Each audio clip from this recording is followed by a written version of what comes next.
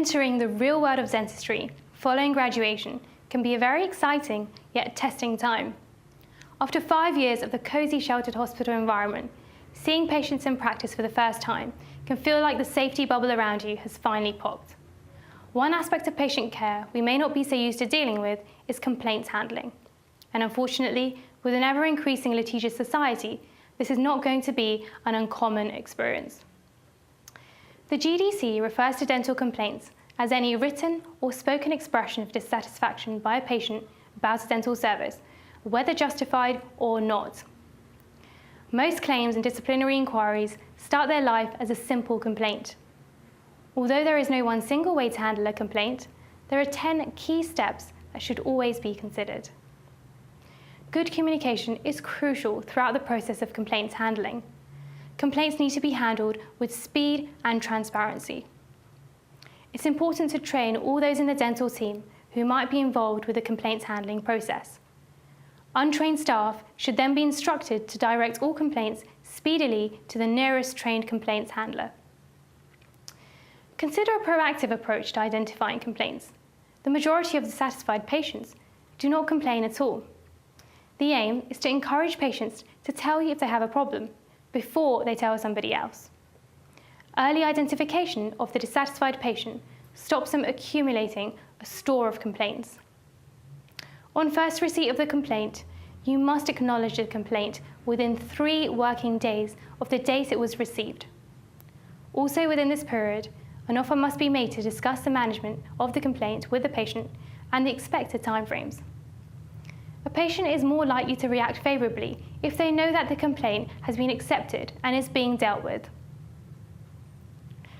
On your side, make sure you get in touch with a dental-legal advisor for further advice if you require it. They're always happy to help you and guide you through the complaints handling process. Identify all parties involved and seek their views fully. Perhaps the greatest error in complaints handling is to provide a detailed response before investigating and gathering the facts. It's important to remember that any response to a complaint could be read out at a later hearing. Understandably, most people become defensive when they receive a complaint, particularly if they regard it as unreasonable or spurious. Defensiveness can be counterproductive to good complaint handling. When a complaint is received, it's important to consider the desired outcome. Each choice demands a different response.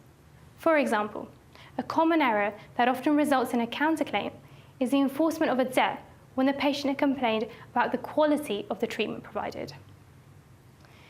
It's important to remember that saying sorry is not an admission of guilt. Many minor complaints can be resolved on a one-to-one basis. Subsequently, a short letter can be sent to the patient saying that you are happy that the complaint is now resolved. This sympathetic contact can make a significant difference to your relationship with the patient. The hardest part of complaints handling is risking further contact with the patient to ensure that the complaint has been satisfactorily resolved. This may not be appropriate in all cases, but it can be extremely helpful, particularly when you want to retain the confidence of your patient. It also demonstrates care and consideration. All complaints can teach us something. For future risk management, consider how the complaint arose, what steps could have been taken to avoid the complaint in the first place, was the complaint handled effectively, did the practice or patient achieve the desired outcome?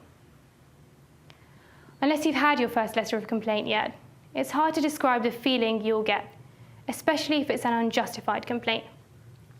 I received my first letter midway through my first year in practice. My heart sank on reading the lines. At first, it was demoralizing, and the stress of handling the complaint affected my work and personal life. However, although it was an unpleasant and disheartening experience, especially so early in my career, I swiftly decided to use the complaint positively and handle it according to the current requirements.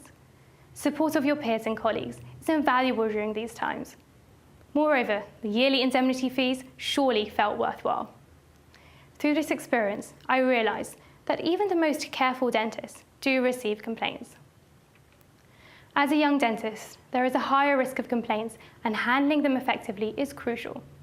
Complaints are a highly valuable method of feedback that can help to improve yourself and the service provided. Furthermore, research has shown that when a complaint is handled effectively, the loyalty of your patient is usually strengthened.